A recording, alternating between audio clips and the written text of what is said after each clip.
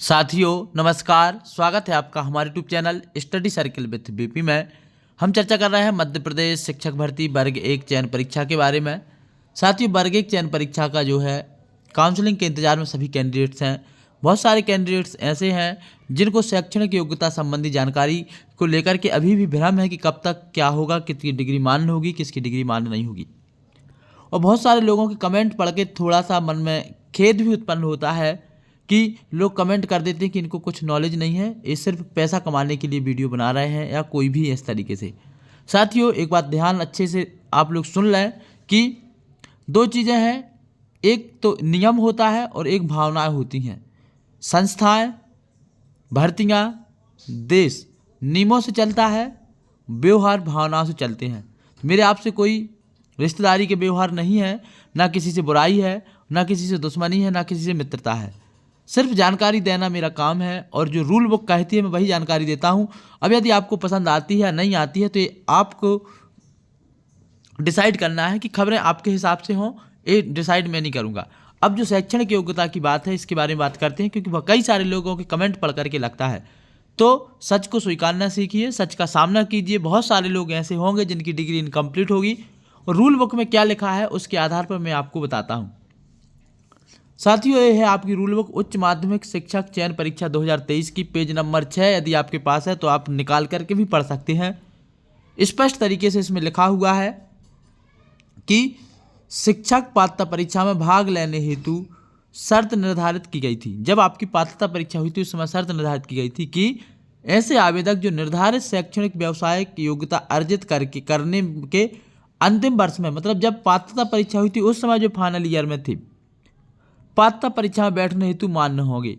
ऐसे अभ्यर्थियों को चयन परीक्षा के उपरांत पात्र पाए जाने पर मेरिट क्रम में शैक्षणिक योग्यता संबंधी अर्हता अर्जन के संदर्भ तिथि विभाग में जिस दिन को दस्तावेज मांगे जाएंगे उस दिन को प्रस्तुत करने होंगे। अर्थात उस तिथि को अभ्यर्थी द्वारा परीक्षा अंक सूची उपाधि मतलब डिग्री धारित किया जाना अनिवार्य होगा। ऐसे अभ्यर्थी जिनके पास शैक्षणिक योग्यता नहीं है अथवा जो निर्धारित शैक्षणिक या व्यावसायिक योग्यता का मतलब बीएड से है, उसको हम प्रोफेशनल डिग्री कहते हैं, अर्जित करने के अंतिम वर्ष में अध्ययनरत नहीं थे और त्रुटिवश जानकारी देकर कि पात्रता परीक्षा में सम्मिलित होकर पात्रता अर्जित कर ली है।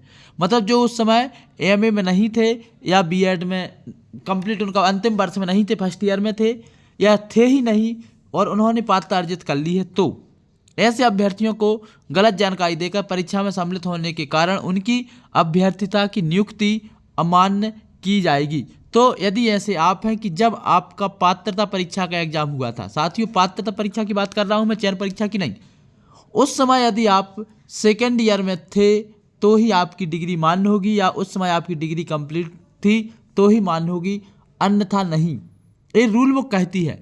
अब सरकार चाहे तो इसमें संशोधन कर सकती है, जैसा कि पिछली भर्तियों में हुआ है। तो भले ही आपकी कभी की भी डिग्री मान्य हो जाए, जैसे कि 2018 में हुआ था कि 2018 का लोगों ने पेपर दिया, 2019 में लोगों ने एमए में एडमिशन लिया और 2022 में कंप्लीट किए और मान्य भी कर दिए गए। लेकिन अभी तक जो भर्ती है, जो भर्ती के नियम है, इसमें कोई संशोधन निकल के नहीं आए हैं। अभी केवल इसी नियम के आधार पर भर्ती होगी। तो बहुत सारे लोग ऐसे होंगे जिनकी डिग्री जो है इनकम्प्लीट होगी या जब वो पात्रता परीक्षा दे रहे थे उस समय सेकेंड ईयर में नहीं होंगे, तो उनकी नियुक्ति अमान्य हो सकती है। ये आप रूल बुक में खुद पढ़ सकते हैं, इस बात को आप बहुत अच्छी तरीके से समझ लें। अब बहुत सारे लोगों को जानकारी निगेटिव जरूर लग सकती है कि सर आप निगेटिव जानकारी दे रहे हैं, तो ना तो मैंने रूल बुक बनाई है ना ही मैंने जानकारी बनाई है। लोक प्रशासन विभाग और ईएसवी का जो नियम है उस नियम को मैंने आप तक पहुँचाया है। तो यदि आपको जानकारी अच्छी लगी है तो इसको जरूर लाइक कर लें, साथ ही हमारे चैनल को सब्सक्राइब कर लें। ऐसे ही हम पूरे रूल बुक की एक एक पॉइंट की एक एक जानकारी आपके बीच में लेकर के आने वाले हैं, ताकि आपको भर्ती संबंधी नियमों से किसी भी तरीके की अनभिज्ञता ना रहे। आज के इस वीडियो में इतना ही। जय हिंद।